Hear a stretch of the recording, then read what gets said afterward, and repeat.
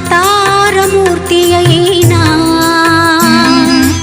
అణువంతే పుడతాడు.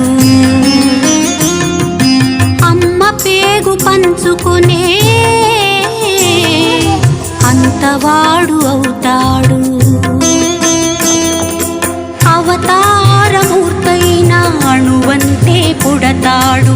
అమ్మ పేగు పంచుకునే అంతవాడు అవుతాడు. అమ్మేగా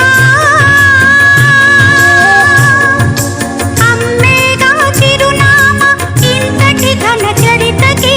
అమ్మేగా కనగలదు అంత గొప్ప అమ్మని ఎవరు రా